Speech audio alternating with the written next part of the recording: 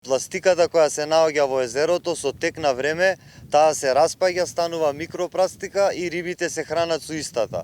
Исто сега најнов проблем е што се рекламира екопластика, фактички тоа е пластика која за многу побрз период ќе се распадне и фактички истото го добиваме само за побрзо. За да влијаат на намалување на ваквата појава, нуркачите од нуркачкиот клуб Акватек од Охрид дојдоа на идеја да направат канта за отпадоци во форма на риба каде луѓето ќе фрлаат пластика, наместо истото да завршува во езерото. Со тоа сакаат да придонесат кон подигање на јавната свест за заштита на најстарото езеро во Европа, но и на живиот свет во него. Рибата се направи од метален отпад, кој го извадивме за време на нуркањата, и то во главном се шипки и метални предмети останати од старите платформи кои се низ крайбрежјето и собрано и текот на времето отпаѓаат делови. Првата ваква канта е поставена во населбата Далјан на самиот езерски брег. Планираат поставување на слични вакви канти и на други места. Сега идејата е не ние да ги стимулираме луѓето да користат пластични шишина,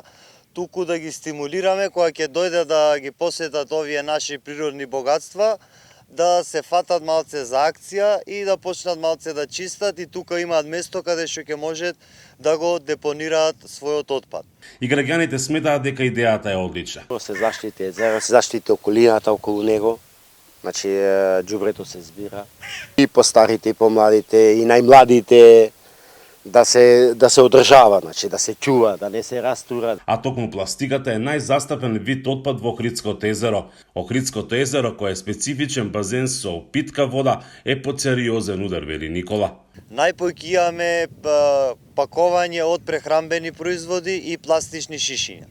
И затоа апелираме да се направи некој систем барем во заштитените подрачја, да нема дотур на течности во пластична амбалажа. Така да ние мора да се промениме ако сакаме да ги зачуваме овие наши богатства. Алармантни се и податоците на Заводот за статистика, дека во земјава дневно се произведуваат повеќе од 1 милион пластични шишиња и 18 тони најлонски кеси.